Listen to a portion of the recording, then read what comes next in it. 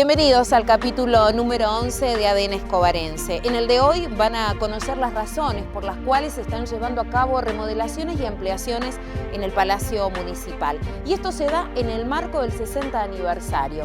Se toma la idea que en algún momento tuvo el arquitecto Francisco Salamone de tener un edificio distinto, típico de la modernización de la obra pública de aquellos tiempos.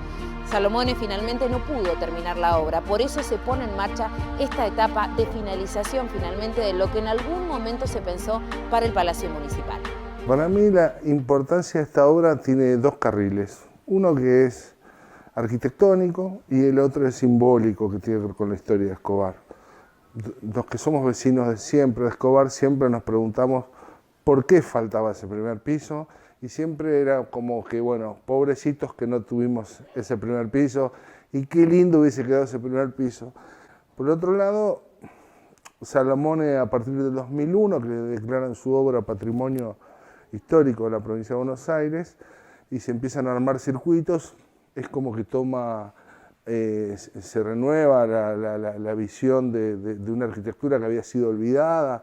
Salamone muere hace 60 años, y hace 60 años que nosotros nos independizamos, o sea que se dan también una cuestión numérica. Y bueno, me parece que es importante por ambos lados, y retomar un deseo del pueblo de Belén que había quedado frustrado. ¿Qué características tenía esa obra pensada para Escobar? Toda la obra de Salamone es monumentalista. Viene en el año 38, entre otras tantas ciudades. En 4 años Salamone desarrolló toda su obra pública en la provincia de Buenos Aires, que coincide con la gobernación de Fresco. En esos 4 años, empieza en el año 36 y culmina en el 40. En el 38 le toca al partido de Pilar. Para Pilar planifica el portal del cementerio, que se ejecuta, y la delegación de Escobar, que queda inconclusa. El portal del cementerio de Pilar se demuele, creo que en el año 47, y la obra de Escobar queda inconclusa y va sufriendo sucesivas reformas a lo largo del tiempo, fruto de la necesidad de agrandar las oficinas. Y se va construyendo una serie de oficinas que de algún modo desvirtúan el edificio original, que solo queda la fachada. Y sobre esa fachada y sobre esa perspectiva que hoy te contaba, es que los arquitectos de la municipalidad, a cargo de Gastón D'Aquino, del arquitecto Gastón D'Aquino, comienzan a reconstruir ese edificio. El Palacio Municipal necesitaba crecimiento en metros cuadrados. El crecimiento que tuvo en años anteriores ha sido un crecimiento desordenado. O sea, desordenado en todo sentido, en cuanto a la ubicación de las oficinas, en oficinas sin ventanas, sin ventilaciones, en baños sin ventilaciones, en no respetar las características de la estructura del edificio original, ¿sí? En un crecimiento en sí desordenado en lo que es estructural y en lo que es interno, en cómo ubicar el recurso humano. A partir de eso fuimos mejorando interiormente lo que estaba en planta baja, y después, ante la demanda de mayor metros cuadrados, es que la única solución ahí en ese edificio era irse en planta alta.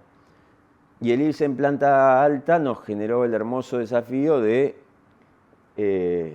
volver a las fuentes, de ir a buscar cuál era este proyecto original y ver si lo podíamos respetar y tratarlo de la mejor manera y llevarlo adelante.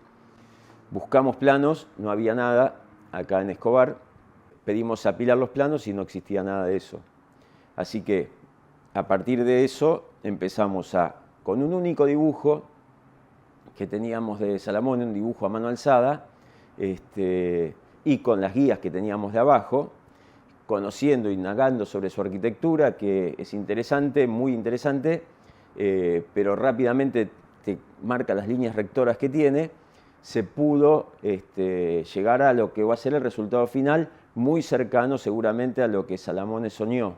Yo dudo que de la obra que hizo Salamone el proyecto de Salamone se haya edificado siguiendo los planos, porque con los análisis que se hicieron ahora, la estructura es una estructura que no resiste demasiado. Salamone hacía para cada edificio sus picaportes, sus sillas, los escritorios, las lámparas, diseñaba para cada plaza su mobiliario urbano, las baldosas.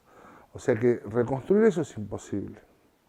Los cielorrazos, las escaleras, las barandas, las ventanas, todo estaba diseñado para cada obra en particular, digamos. O sea que nosotros lo máximo que podemos hacer es reconstruir la fachada como para decir, bueno, esto era lo que dibujó Salomone. Disfrutá Escobar, del Paseo de las Esculturas al aire libre, la Granja Educativa Don Benito, el Jardín Japonés, el Museo del Tren, Temaiken, la gran variedad gastronómica en las 6 localidades y mucho más. Entrá a www.escobarturismo.tour.ar. Escobar florece. ¿Qué características? Las losas son losas de bovedilla, no hay estructura de columnas de hormigón, es todo paredes dobles, paredes anchas, la estructura está en el 90% apoyada en paredes, así que bueno, en base a eso es que hemos hecho el diseño y buscado el mejor sistema constructivo para esto.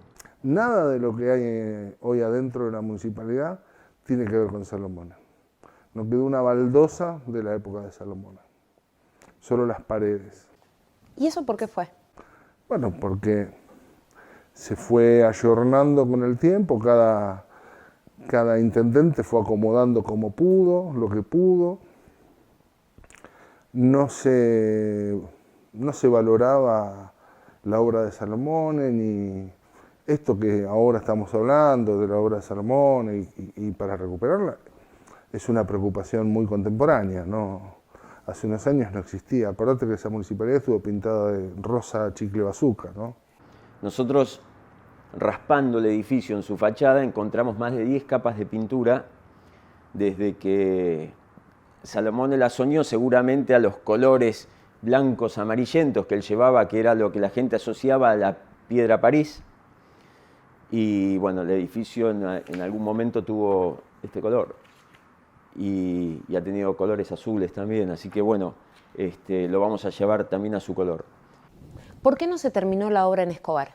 Podemos especular que la crisis del 38 tuvo mucho que ver cuando la provincia de Buenos Aires entra en crisis financiera. Finalmente en el 40, luego de unas elecciones muy fraudulentas, la provincia de Buenos Aires es intervenida por el presidente Ortiz, y entra en un momento muy complejo donde Salomone deja de trabajar para la provincia, Fresco se va, y calculo que por eso debe ser que su obra queda inconclusa.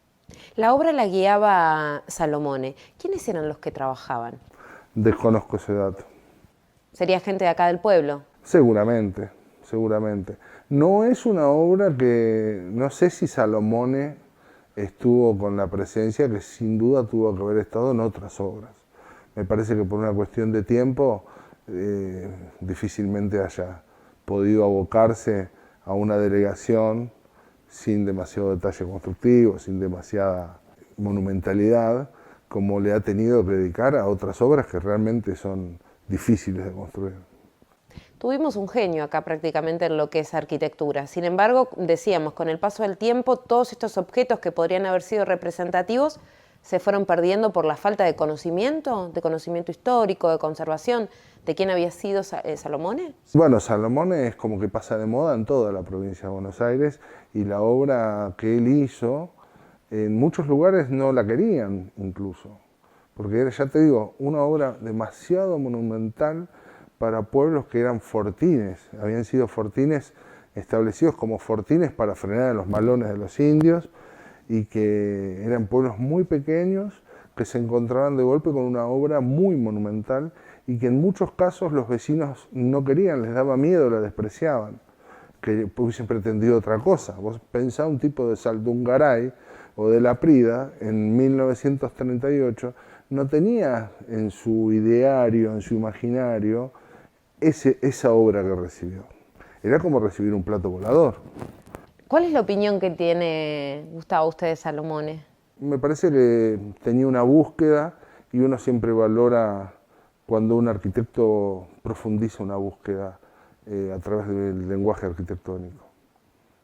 Y es encomiable realmente que en 4 años haya podido desarrollar el volumen de obra que desarrolló en esa época, ¿no? Es un caso único. No hay otro arquitecto en la historia, me parece, que en 4 años haya podido desarrollar ese volumen de obra. ¿Un apasionado? Un loco. Yo les recomiendo a los que vean esto que busquen en YouTube un fragmento de la película Historias Extraordinarias de Ginás, que se llama El Hijo del Diablo. Por una anécdota que cuando inauguran el cementerio de Azul, el intendente le dice: arquitecto, esta obra es diabólica.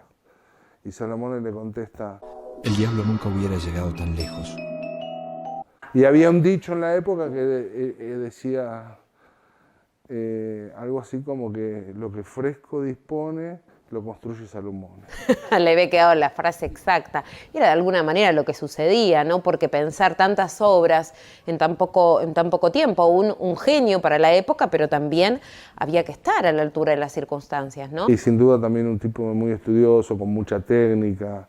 Gracias a Salomone empezaron a decirle, por la técnica tenían el uso del hormigón, decían que era piedra líquida lo que usaba. Realmente un tipo con una técnica constructiva extraordinaria. Hay una obra muy interesante que es el municipio de Rauch, que el portal del municipio de Rauch sería difícil hacerlo hoy, por la calidad técnica y de mano de obra que usaba. Y si vos te lo imaginás dentro del contexto, que casi al mismo tiempo tenía en construcción 60 obras de gran envergadura, es realmente una locura. Hablábamos del trabajo que se está llevando a cabo en la actualidad. Con respecto a eso, ¿qué expectativas hay de cómo vaya a quedar? El sistema constructivo que se está usando, que es steel frame, si bien no es una recreación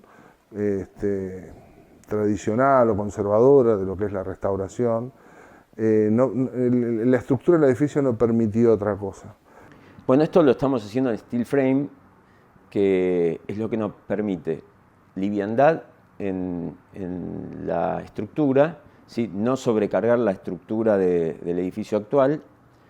Por otro lado, nos permite que absolutamente todas las tareas que se realizan dentro del Palacio Municipal sigan haciéndose.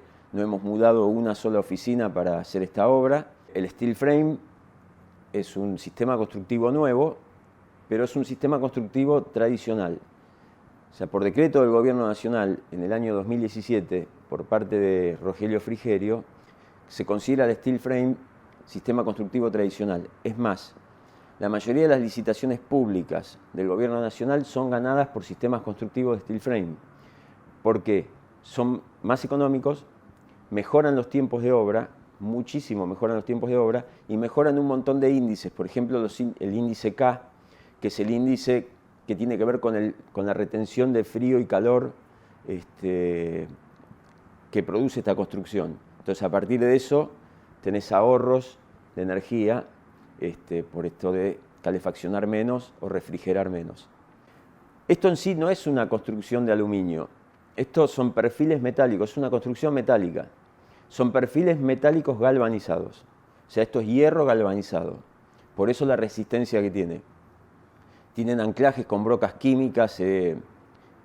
Ahora nosotros estamos en plena obra, hemos recibido ayer vientos de más de 70 kilómetros por hora y sin tener las paredes puestas en su totalidad y techado, ha funcionado perfecto, y los arquitectos o los ingenieros saben el peligro que es tener techado algo que no tiene paramentos verticales, que el viento entra y produce succiones y expansiones que te pueden tirar un techo. Bueno, respondió bárbaro y estamos haciendo este sistema de construcción que va también mixado con, no nos olvidemos que tenemos una torre de 20 metros de altura, 18 metros de altura, que va en la esquina, que es parte del diseño que tenía Salomone, que la vamos a recrear, y eso es una estructura exclusivamente metálica, como tienen visto que construían los americanos desde las películas de las series de los Tres Chiflados, que todos los edificios se hacían con estructuras de perfiles, tipo doblete de perfiles normales.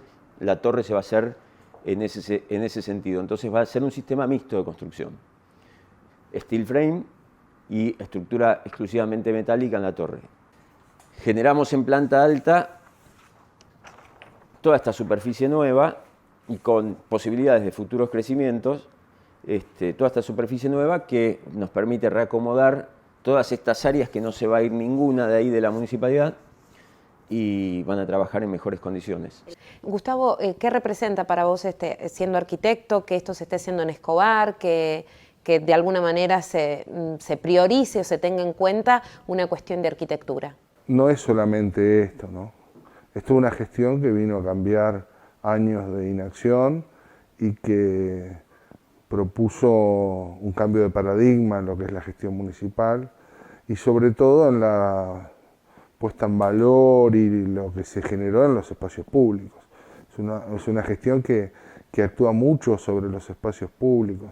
En este caso desde lo simbólico, la obra pública de un edificio público que tiene mucho de simbolismo, de lo que quisimos ser y no pudimos, de sueños frustrados, me parece que va por ese lado. En 3 años y medio, ya vamos para el 4.º año, hemos hecho más de 300 obras. Acá nosotros desde el área nuestra, que tienen que ver con las plazas, con los corredores aeróbicos, el Paraná, todos los edificios municipales, el microestadio, el CELI, el Teatro Seminari, bueno, los centros de salud, etcétera, etcétera. Y no nos olvidemos que nos permite ahora esto ser respetuosos con un pasado que no pudo ser, más allá de que es una obra necesaria, porque son metros cuadrados administrativos absolutamente necesarios. Es un hito en el año de del 60 aniversario de Escobar. Completa su palacio municipal, así que es un gran desafío para el intendente primero y para mí como arquitecto. El reconocimiento al monumentalismo y al arte deco se mezcla en esta etapa final del Palacio Municipal con nuevas técnicas de construcción. Logrado esta unión, este ensamble, se logrará tener lo que en algún momento se pensó para el Palacio Municipal. Un representante digno de aquella época, de aquella arquitectura que fue sello de Francisco Salamone.